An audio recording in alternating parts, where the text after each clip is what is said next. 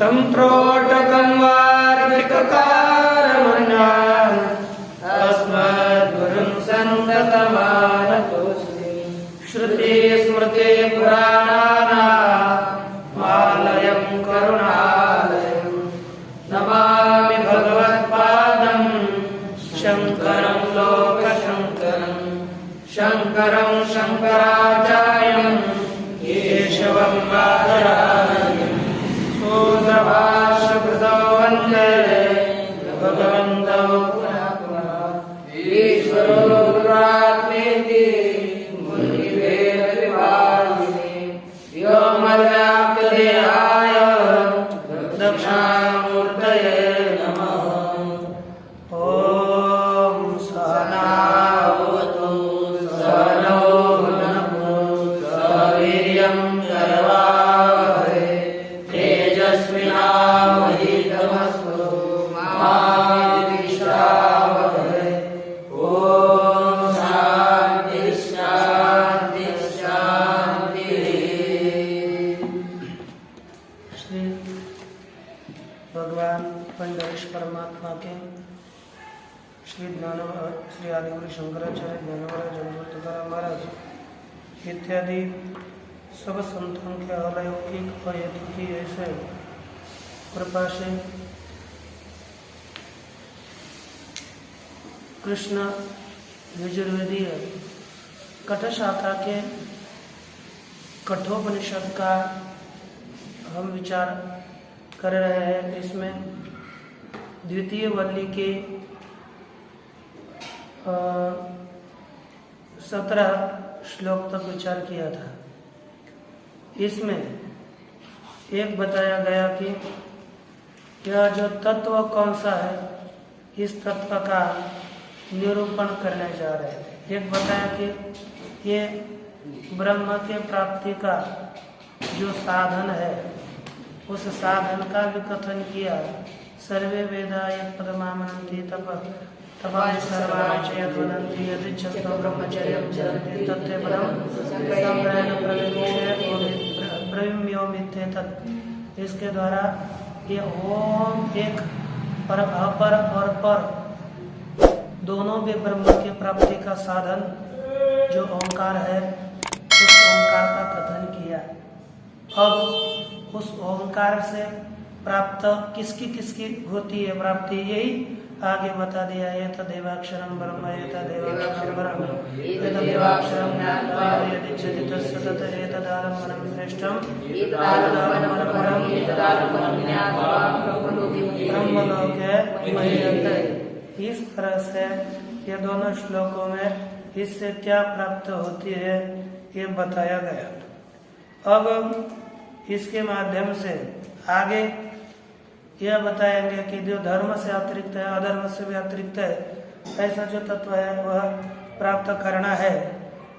उससे वह है कैसा, उसका स्वरूप क्या है, यह बताना है। इसलिए अवतरणिका अष्टादश मंत्र की जा रही है।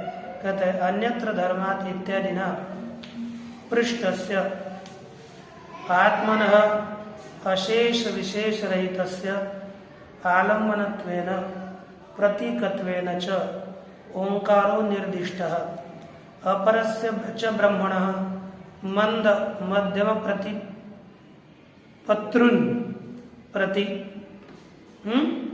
अत इदानीं तस्य ओंकारस्य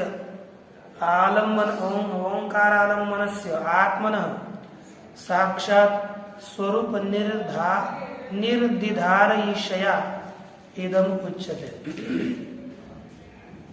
यहाँ से पूर्व में एक बताया गया, उसका अनुवाद पूर्वक यहाँ पर प्रतिपादन करते हैं कि देख लीजिए।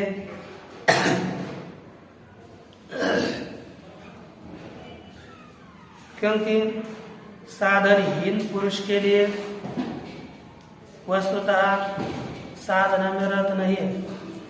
ऐसा जो साधनहीन पुरुष के लिए उपदेश करना अनर्थक है। बताया गया साधनहीन मनुष्य के लिए उपदेश करना अनर्थक है ऐसा मान करके मंद, मध्यम, अधिकारी भेद से उत्कृष्ट और अपकृष्ट, अच्छा हो उससे सामान्य हो, ये साधन यहाँ पर बता करके अब जो मुख्य तत्व है उसी का प्रतिपादन करना है।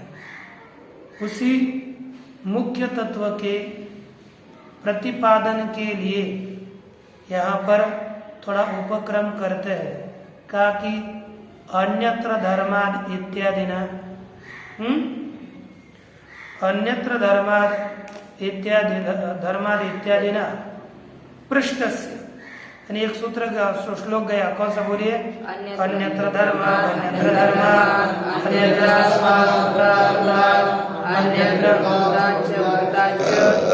यत्तद्पश्यसि तद्वद।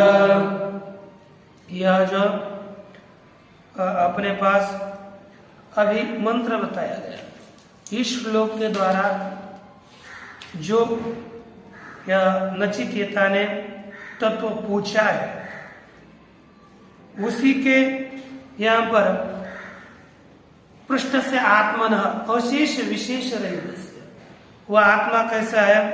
संपूर्ण विशेषों से रहित आत्मा है। कैसा है? अशेष, अशेष अर्थात संपूर्ण विशेषों से रहित आत्मा का, आत्मा के आलम्बनत्वेन, है ना, आलम्बन रूप से अर्थात ध्यान के अंग रूप से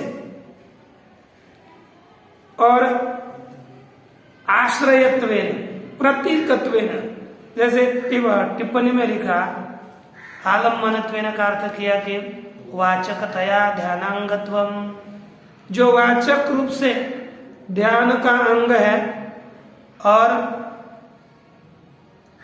यही ध्यानांगत्व, ये आलम्बनत्व है। ध्यान के प्रति अधिकरणत्वम प्रतीकत्वम, जैसे दो स्थितियां है, एक आलंबन है और एक आश्रय है, प्रतीक है। प्रतीक, हमको किसी का आलंबन करके ध्यान करना है तो उसका कथन करना पड़ता है। जैसे एक कहा कि वाक ब्रह्मेत्युपासित, वाणी की ब्रह्म रूप से आप उपासना करिए, तो हमको आलंबन यही लेना पड़ेगा, वाक ब्रह्म, वाक ब्रह्म, वाक ब्रह्म, ये शब्द का आश्रय करके हमारा चिंतन होता है। ये शब्द के आश्रय से चिंतन ध्यान होता है। और दूसरा होता है कि ध्यान के प्रति अधिकरण, आगे मूर्ति है, उसका हम ध्यान करने जाएंगे तो वो यहाँ पर जो आगे की मूर्ति है ये ध्यान का अधिकरण हो गया, इसीलिए ध्यान के लिए आगे की मूर्ति ये प्रतीक है। और नाम इत्यादि चिंतन ध्यान के लिए आलंबन है, इसलिए आलंबन टीका में दोनों को प्रकट किया, वाचकतया ध्यानांगत्वम आलंबनत्वम टिप्पणी में, और ध्यानम प्रति अधिकरणत्वम च प्रतीकत्वम, इस तरह से दोनों का परस्पर भेद किया है। इस आलंबन रूप से और प्रतीक रूप से ओंकारो निर्दिष्ट, आलंबन रूप से और ओंकार रूप से दोनों का निर्देश किया गया। तत्पश्चात कहते हैं अपरस्य च ब्रह्मण मंद मध्यम प्रतिपत्रुन प्रति, ये किस लिए प्रतिपादन किया? क्या कि अपरस्य ब्रह्मण, जो अपर ब्रह्म है, उस अपर ब्रह्म का जो मंद पुरुष और मध्यम पुरुष जानना चाहते हैं, है ना, मंद और मध्यम जो प्रतिपत्ता ज्ञान का ज्ञाता है, उन ज्ञाता के प्रति यहाँ पर यह आलंबन रूप से और अप्रतीक रूप से ओंकार का निर्देश किया। यह तक पूरा विषय हुआ। लेकिन अथ अब साधन के निरूपण के पश्चात, अथ का अर्थ क्या है? साधन निरूपणानंतरम, साधन के निरूपण के अनंतर। इदानीम अब क्या हो गया? साधन का निरूपण हो गया, अवसरस्य प्राप्तो। इदानीम का अर्थ क्या हो गया? अवसर के काल समय प्राप्त हुआ ना, साधन का निरूपण हो गया, तो साध्य के निरूपण के लिए अवसर की प्राप्ति होने पर तस्य ओंकारालंबनस्य आत्मनः साक्षात स्वरूप निर्दिधार ईशया।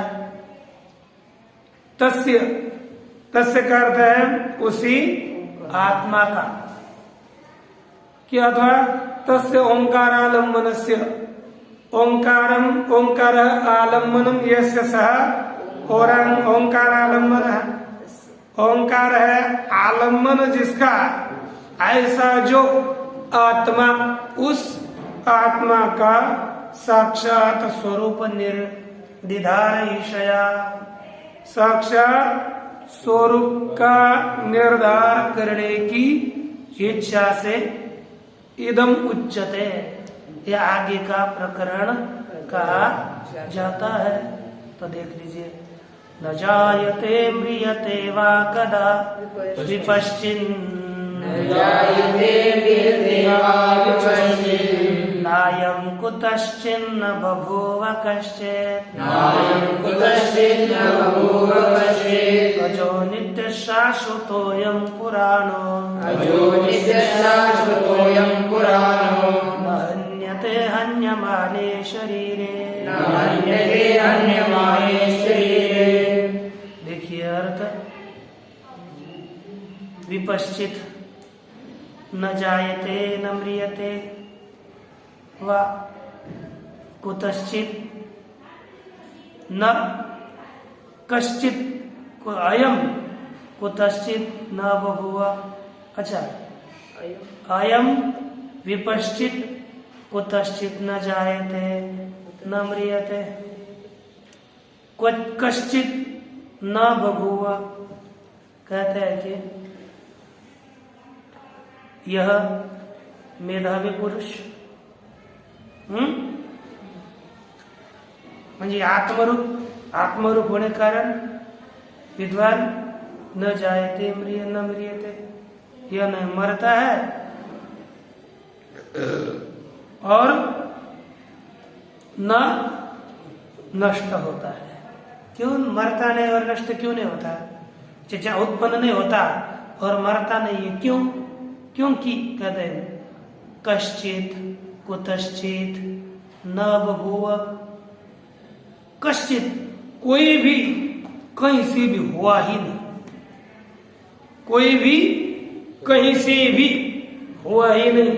जो उत्पन्न हुआ ना, जो अस्तित्व में आया कहीं से, किसी कारण से जो अस्तित्व आया, उसी को हम कहते उत्पन्न हुआ। और कहीं और जो उत्पन्न होता है वो मरता है। लेकिन यह विद्वान कोई भी कश्चित कुतश्चित न बभूव, कोई कहा से उत्पन्न नहीं हुआ। क्यों? कहते यह आज है, नित्य है, शाश्वत है, यह पुराण है। शरीर हन्य माने न हन्यते, शरीर को मारने पर भी यह मरता नहीं है। ऐसा यह आत्म तत्व है। अब इसी का भाष्य, न जायते, न जायते का अर्थ किया न उत्पद्यते, यह आत्म तत्व उत्पन्न नहीं होता। म्रियते वा, न काल में करना पड़ेगा, न म्रियते, न म्रियते, मरता नहीं। क्यों? कहते उत्पत्ति मतो वस्तुनः अनित्यस्य अनेक विक्रियाः तासाम आद्यन्ते जन्म विनाश लक्षणे विक्रिये यह आत्मनि प्रतिषिध्यते प्रथमं सर्व विक्रिया प्रतिषेधार्थम न जायते म्रियते वा इति। कहा कि उत्पत्ति मतः, है ना, जो उत्पन्न होने वाली वस्तु है, जो उत्पन्न होती है, ऐसे उत्पन्न होने वाली वस्तु कैसे होती है? अनित्य। जैसे अनित्यस्य अनेक विक्रिया, अनित्य उत्पन्न होने वाले अनित्य वस्तु में अनेक विकार होते हैं। उसमें कितनी विक्रिया होती है? अनेक विकार होते हैं। तासाम, उन विकारों के आद्यंते जन्म विनाश लक्षणे विक्रिये, और जन्म, उन विक्रियों के आदि और अंतिम दो विकार है। कौन सा? एक जन्म विकार और दूसरा विनाश विकार। जन्म विनाश लक्षण है, आदि और अंतिम में जन्म और विनाश रूपी विकार है। और वे दोनों भी विकार यह आत्मनि प्रतिषिद्धेते, दोनों भी विकारों का इस आत्मा में प्रतिषेध किया जाता है। किस में प्रतिषेध किया जाता है? आत्मा में। इस आत्मा में सभी विकारों का निषेध किया जाता है। दोनों का निषेध किया तो बीच के सभी विकारों का भी निषेध हो गया। इसीलिए पहले हम दोनों का निषेध करते हैं, न जायते और न म्रियते। रास्ति वर्धते इत्यादियों का तो निरूपण निषेध तो हो ही जाएगा।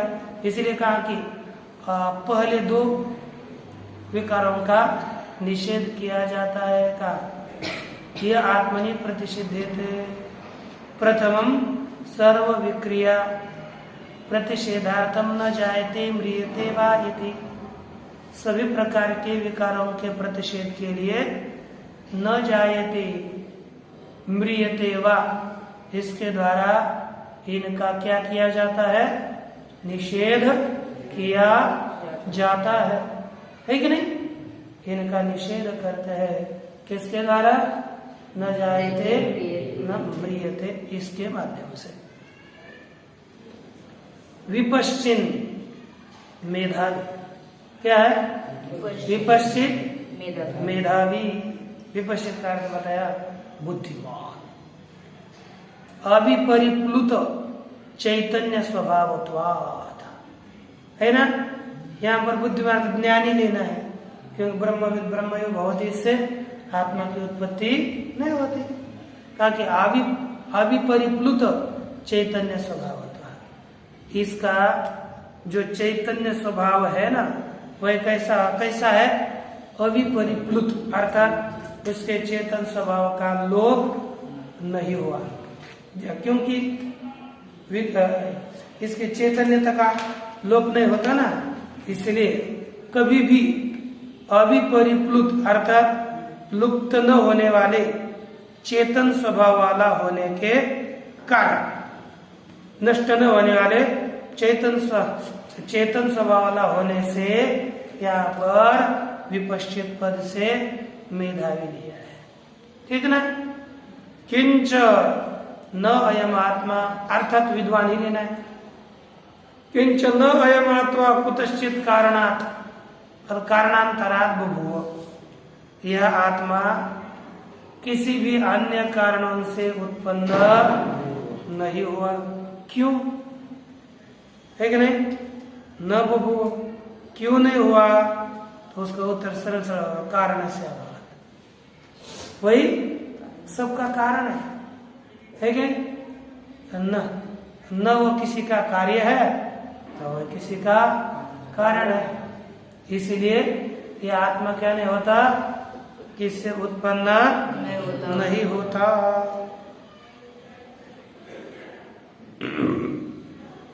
स्वस्माच्च आत्मनो न बभूव कश्चिद अर्थांतरभूतः, और स्वयं आत्मा से भी कोई भी दूसरा कश्चिद अर्थांतरभूत, पदार्थांतर, दूसरा एखादा पदार्थ भी उत्पन्न नहीं हुआ। आत्मा किससे उत्पन्न नहीं हुआ? और आत्मा से कोई दूसरा पदार्थ उत्पन्न नहीं हुआ। देहादेव से अतिरिक्त कोई उत्पन्न नहीं हुआ। क्यों नहीं हुआ भाई? कहा कि अन्य से, क्यों? स्वस्य निरवयत्वात् बोलिए, अथवा अन्यस्य अभावात्, है ना? अन्य से सर्वस्य अभावात्।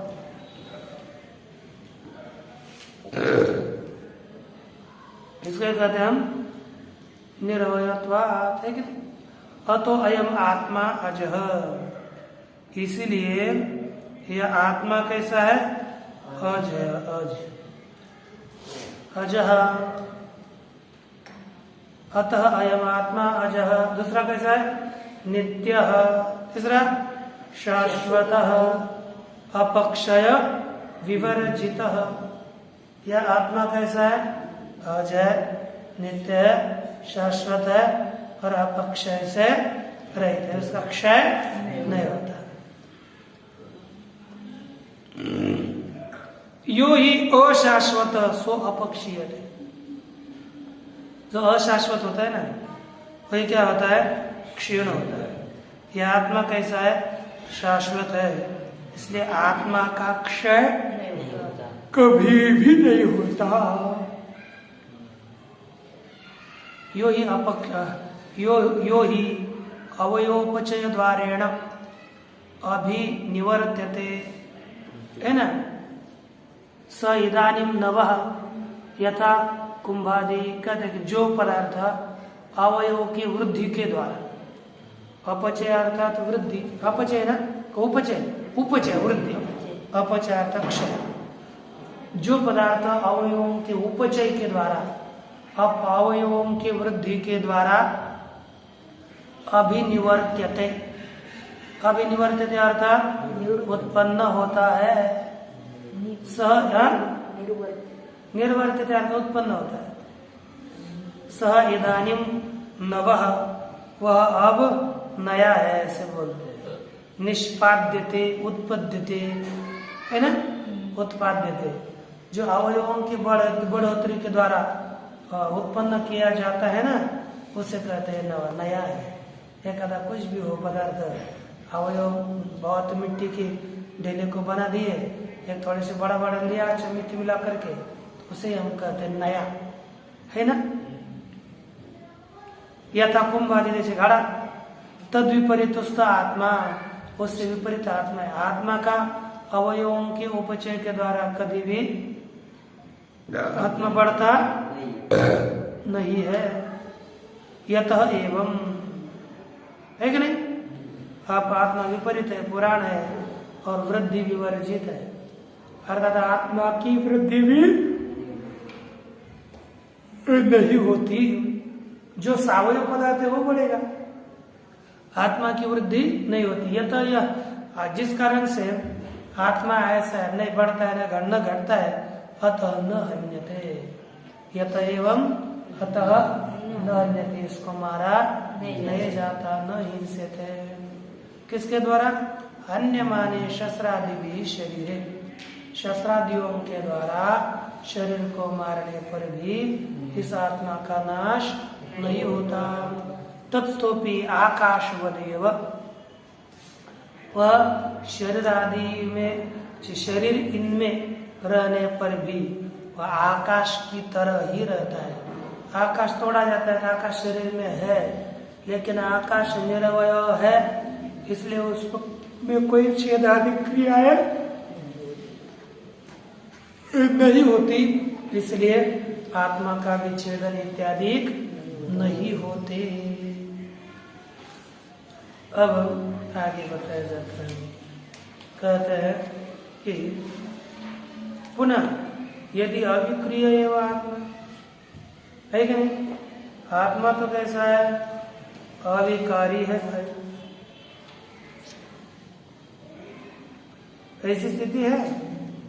फिर तो भी धर्मादि अविद्यादि कार्याभावात् तदा सिद्धौ संसारोपलम्बो न स्यात् इति आशंक्य आह अन्य विषय पता चलिए, एकदम खड़े। अब देखो मंत्र से, हंता चेन्मन्यते हंतुम, हतश्चेन्मन्यते हतम्, उभौ तौ न विजानीतो, नायं हन्ति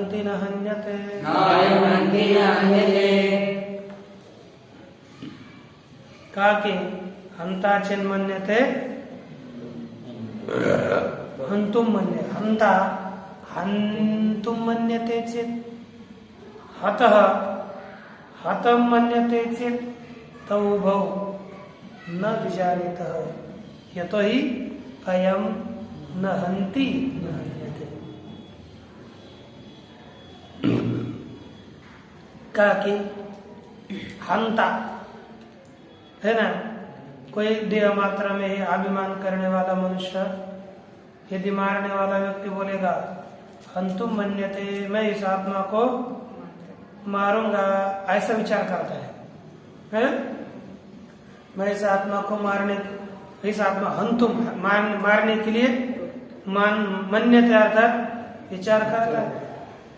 और हत जिसको मारा वो भी क्या, मुझे हतम इति मन्यते, जो जिसको मारा तो बोलता है मैं मारा गया, ऐसा जो बोलता है। मारने वाला बोलता है कि मैं मारने वाला हूं, और मरने वाला बोलता है कि मर गया हूं। लेकिन अभिपान पुरस्सर तू धरुणी देहाभिमाना थे दिठी सुनी शरीर राहते मी मारिता है मरते मनता हसे। तू क्या करता है, यह शरीर के ऊपर अभिमान दृष्टि धारण करके मैं इनको मारने वाला ऐसा बोलता है, जो बोलता है।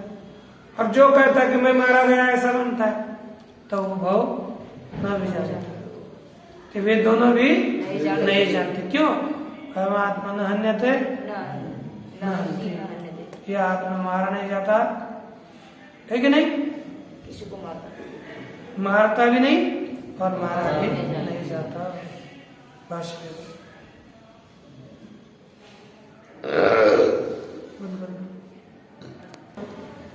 भगवत भाष्यकार जी ने जो भाष्य लिखा है इसका विचार देखिए। एवं भूतम अपि आत्मानं शरीर मात्रात्म दृष्टि ही हंता चेत यदि मन्यते चिंतयति। क्या बोलता है कि एवं भूतम अपि आत्मानं मारता है, अजय नित्य है, शाश्वत है, पुराण है, शरीर को मारने पर भी मरता नहीं, ऐसा आत्मा है तो भी शरीर मात्रात्म दृष्टि ही, केवल शरीर में आत्मदृष्टि करने वाला जो पुरुष है, केवल शरीर को ही जो आत्मा मानता है, ऐसा पुरुष हंता हनन क्रिया कर्तृत्व संघात पंच जो पुरुष है, क्या बोलता है अपने को? हंता बोलता है, हनन क्रिया का कर्ता। चेत यदि मन्यते, ऐसा यदि मानता है, चिंतयति ऐसा ही चिंतन करता है कि मैं है ना हंतुम हनिष्यामि एनमिति, कैसा चिंतन करता है? मारने के लिए चिंतन करता है। अर्थात कैसा करता है? मारने के लिए चिंतन करता है, यानी मैं इसे मारूंगा, ऐसा जो चिंतन करता है। और यह अपि अन्य, जो भी कोई दूसरा पुरुष हतः है ना हनन क्रिया कर्म संघात वान मानता है अपने को, कि हनन क्रिया का कर्म अपने को मानता है। हतः सोपिचेन मन्यते, जो मारा गया हनन क्रिया करता है, कर्म है ना, वो भी यदि बोलता है कि हतम आत्मानम मन्यते, अपने आप को मारा गया ऐसा बोलता है। हतो अहम ऐसा बोलता है, मैं मारा गया, ये मैं इसको मार रहा हूँ, मारूंगा, ऐसा जो चिंतन करता है। आज जिसको मारा बोलते भारी बाप ने उसने मुझे मार दिया, तो ऐसा अपने खुद को जो मारा हुआ ऐसा बोलता है। उभौ अपि तौ न विजानीतः, वे दोनों भी इस आत्मस्वरूप को नहीं जानते। स्वम आत्मानम, है कि नहीं, अपने खुद के आत्मा को नहीं जानते। यतः नायम हंति, क्योंकि यह नहीं मारता। अविक्रियत्वात् आत्मन, आत्मा कैसा है? अविक्रिय, इसलिए नहीं मारता। तथा न हन्यते, उसी तरह नहीं मारा जाता आकाश की तरह। अविक्रियत्वाद एवं, है ना, आत्मा अविक्रिय होने के कारण ही अनंत क्रिया का कर्म भी नहीं बनता। अतः अनात्मज्ञ विषय एवं धर्मादि लक्षण संस्कार, इसलिए अज्ञानी पुरुष को ही विषय करता है। कौन? अज्ञानी पुरुष विषयक, आत्मा को न जानने वाला जो पुरुष, तद विषय, उसका ही विषय धर्मादि रूप संसार है। और अनात्मज्ञ के कोई विषय करता है। न ब्रह्मज्ञस्य श्रुति प्रामाण्यात न्यायाच्च, ब्रह्मज्ञानी पुरुष को यह विषय नहीं करता। क्यों? श्रुति का ऐसा प्रमाण होने से अथवा न्याय, ऐसे अनेकों न्याय होने से, अर्थात हेतु के हेतु होने से और श्रुति प्रमाण होने से, धर्माद्यनुपपत्ति च, और धर्मादियों की भी सिद्धि न होने से। इसलिए यह संसार किसका है? सभी अज्ञानी का ही संसार है। विज्ञानी का, ज्ञानी का यह संसार नहीं है, यह बताया गया। अब आगे कुछ कहते हैं, देखिए।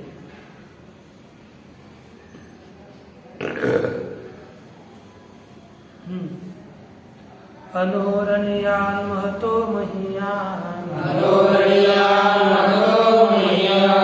आत्मा सजन्तोर्निहितो गुहायाम्, क्रतु पश्यति वीतशोको, धातु प्रसादान् महिमानमात्मनः,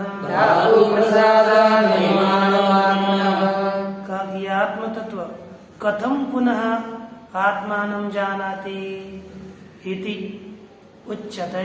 श्लोक के ऊपर देने अवतरण का, कैसे पुनः आत्मा को जानता है? उत्तर दिया, उच्यते रे, कहा जाता है, सुनो, है ना। ऐसी इस तरह से आत्मा को जानना है। अनोरणीयान् महतो महीयान्, आत्मा कैसा है ना। अस्य जंतो आत्मा,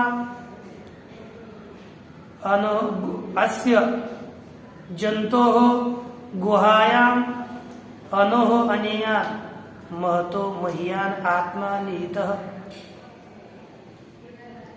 अन्वय का झाला, अस्य जंतो गुहायाम, अनोह अनीयान, महतो महीयान आत्मा निहितः। तम अक्रतुः पश्यति, अच्छा, तम अक्रतुः वीतशोकः,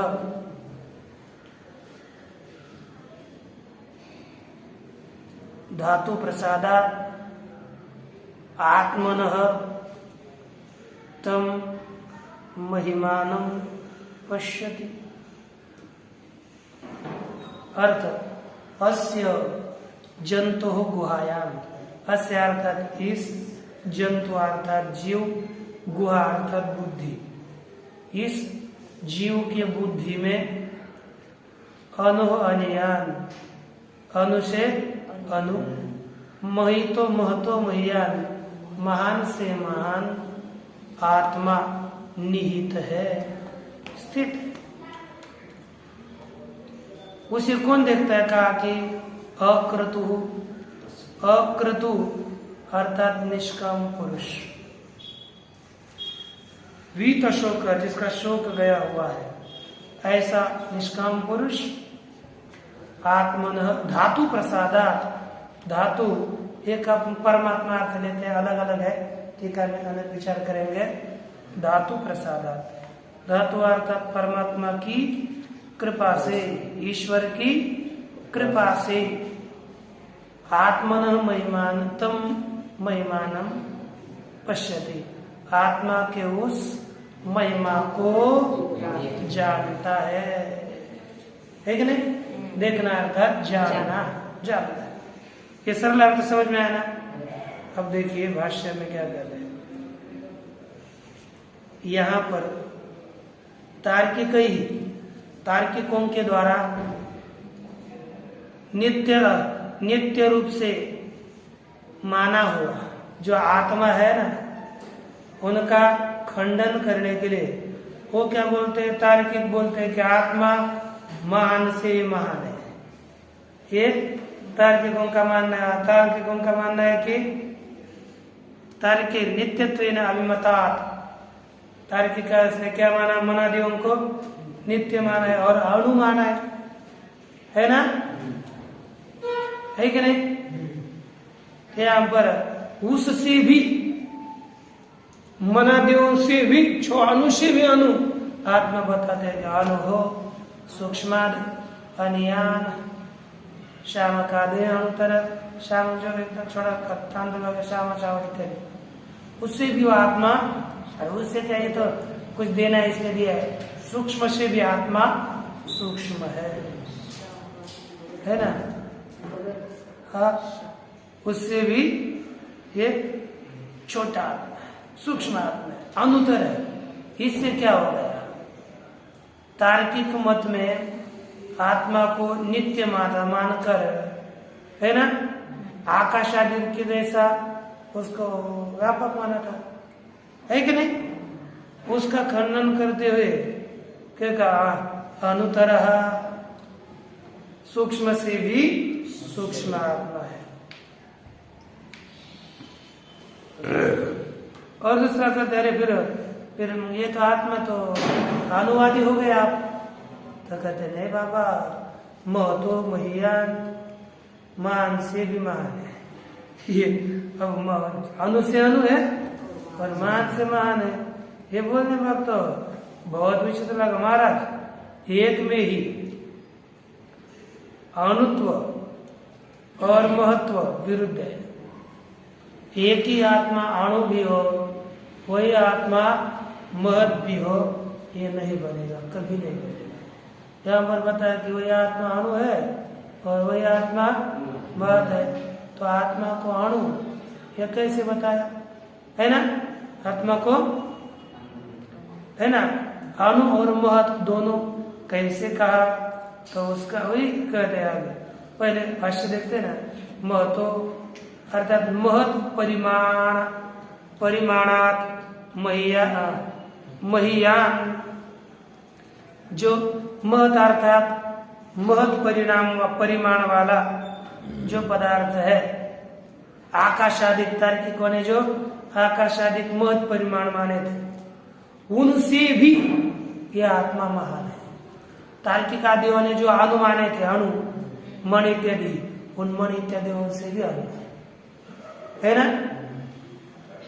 एक का उन्होंने अणु जो माना, उनसे भी हम, अरे तुम आपके अणु से भी अणु अपना आत्मा, और महत हमारे आकाशादिक है, अरे महत से आत्मा महान है, इसलिए उनका खंडन है कि नहीं? यह महत्तर, ये भाष्यकार ने सीधा लिखा है, पृथ्वी आदि, पृथ्वी इत्यादि की अपेक्षा से आत्मा महान है। क्यों? तद अधिष्ठान, यह पृथ्वी आदियों का भी क्या है? अधिष्ठान है ना, महान है। अनुमहत्वा यदस्ति लोके वस्तु तत्तेनैव आत्मना नित्येन आत्मवत् संभवति।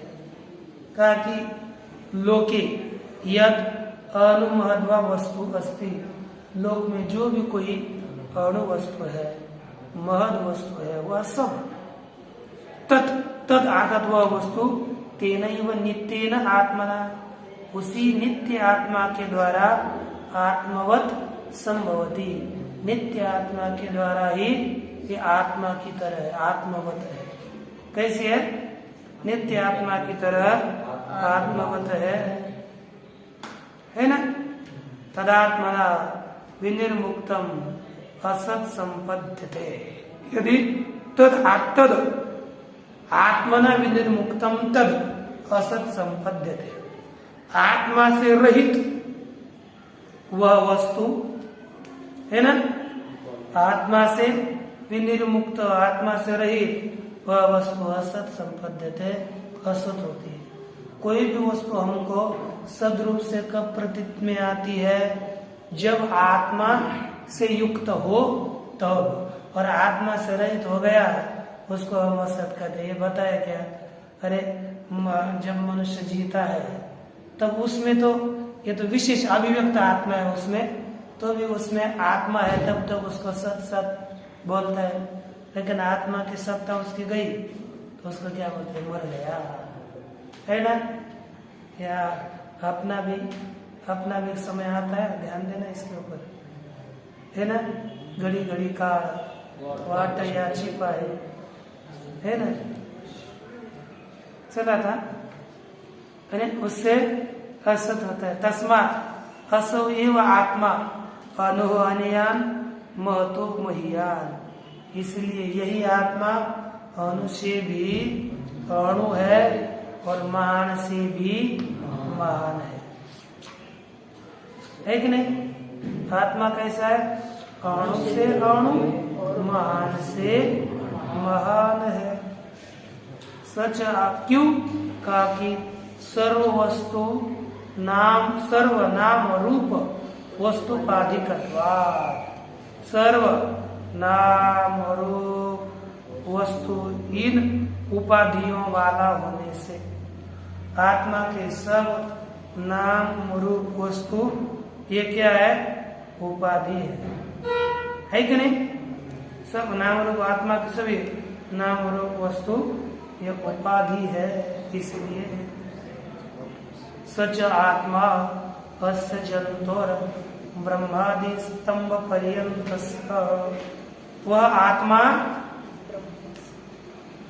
इस जीव के यानी ब्रह्मदेव से लेकर चिलट तक स्तंभ पर्यंत इसी सभी जीव के अर्थात सभी प्राणी जातस्य, है ना?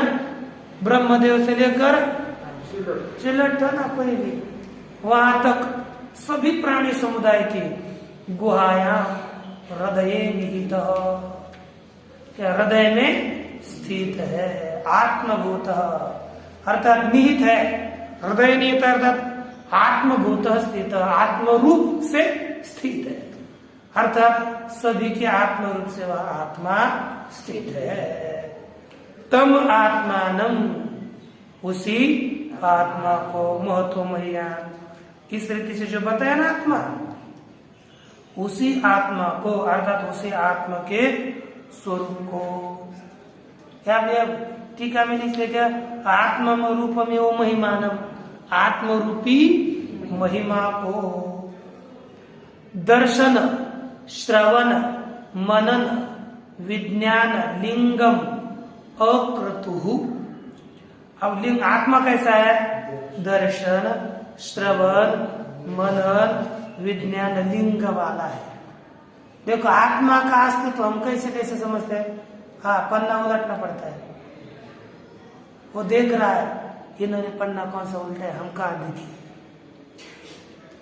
वो पीछे से तभी पन्ना उलट रहा है, नहीं तो क्या कर रहा है? फिर पन्ना उलट रहा है, अर्थात दूसरी पंक्ति चल रही है उसमें।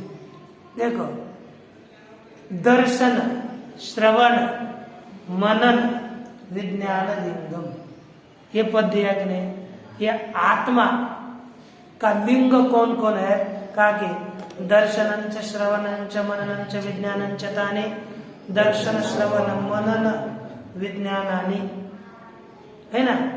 दर्शन श्रवण मननानि लिंगानि यस्य आत्मन, स आत्मा दर्शन श्रवण मनन लिंग, है कि नहीं? म्हणजे दर्शन लिंग वाला, श्रवण लिंग वाला, मनन लिंग वाला और विज्ञान लिंग वाला। आत्मा का अनुमान करते हम, दिख रहा है ना, अर्थात आत्मा है। आपको दिखता है ना? नहीं दिखता है ना आपको? अर्थात आप जिंदे हो, आत्मा आत्मा है ना? सुन रहे हैं ना? अर्थात ये क्रिया किसके कारण हो रही है? जिसके कारण हो रही है वह आत्मा, कोई ना कोई इसका सत्ता ज्ञान जनक होगा, वही आत्मा है। इन्हीं लिंगों से लिंग वाला जो आत्मा है उसी आत्मा को कौन जानता है? कहते अकृतु, अकाम। अकृतु शब्द का अर्थ है निष्काम पुरुष, जो यज्ञादि, क्योंकि यज्ञादि करने वाला सकाम होता है, यह अकाम अकृत है। दृष्टा दुष्ट बाह्य विषयों परत बुद्धि। अकाम का अर्थ किया, निष्काम अर्थ किया, दृष्टा अर्थात प्रत्यक्ष, अदृष्टा अर्थात जो अप्रत्यक्ष, ऐसे जो बाह्य विषय है, अलौकिक दृष्ट विषय हो और अदृष्ट विषय पारलौकिक, है ना। दृष्टा दृष्ट बाह्य विषय, विषयों परत बुद्धि। दृष्ट और अदृष्ट जो बाह्य, ये अलौकिक और पारलौकिक बाह्य विषयों से उपरत हो चुकी है बुद्धि जिसकी, ऐसा पुरुष ही इस आत्मा को देखता है, जानता है। यदा चैवम तदा मन आदि करणानि धातवः, है कि नहीं? जब ये यही अर्थ हम लेंगे तब यहाँ पर अधा है ना, तब क्या होगा? यहाँ पर धातु कौन है? धातु अर्थात मन इत्यादि इंद्रिया, है ना। यदा एवं अर्थात राग आदि इसके रुक जाते हैं ना, तब समझ लेना कि मन इत्यादि इसकी धातु है, और मन आदि करणानि धातु। क्यों इंद्रियों को धातु बोला? का शरीर से धारणातु, ये सब शरीर का धारण करते हैं, इसलिए इंद्रियों को कहा धातु। धातु प्रसादात अर्थात इंद्रियों के प्रसन्नता से, इंद्रियों की प्रसन्नता से, है ना। शरीर से धारणा धातु। प्रसीदंती इति एषाम धातूनाम प्रसादात, है ना। ये इंद्रिय क्या हो जाती है? प्रसन्न होती है, कभी कभी शांत हो जाती है, उन्हीं इंद्रियों की प्रसन्नता से क्या हो जाता है? अर्थात इंद्रियों की प्रसन्नता से, अर्थात निर्मलता के कारण ये निर्मल हो गए, तब आत्मन महिमानम, आत्मा की महिमा को, कर्म निमित्त वृद्धि क्षय रहितम, कर्म निमित्त वृद्धि क्षय से रहित जो आत्मा की महिमा है, उस आत्मा की महिमा को पश्यति। कैसे जानता है? अयम अहम अस्मि, यह मैं हूँ, इस रूप से जो साक्षात विजानाति, साक्षात इस आत्मा के, साक्षात इस आत्मा के स्वरूप को जो जानता है, ततः वित्त शोक भवति, उससे मनुष्य शोक रहित होता है। दूसरा एक पाठ है धातु प्रसादात। क्या है? ये पहले 1 नंबर 2 नंबर 3 नंबर टिप्पणी में दिया था धातु प्रसादादिति। धातु प्रसादात इति पाठांतरे धातु ईश्वर से कृपया, ऐसा व्याख्यान करना चाहिए। पहले पेज पर प्रारंभ में 61 में, है ना। इसमें कहा कि धातु अर्थात धातु या मूल में क्या दिया है? धातु प्रसादा दिया जोड़कर, और धातु ये षष्ठी का ये क्वेश्चन करेंगे तो धातु प्रसादा, तब ईश्वर के प्रसन्नता से, है कि नहीं, कृपा से आत्मा को जानता है, फिर वित्त शोक होता है। बाकी विचार ओम पूर्णमदः पूर्णमिदं पूर्णात् पूर्णस्य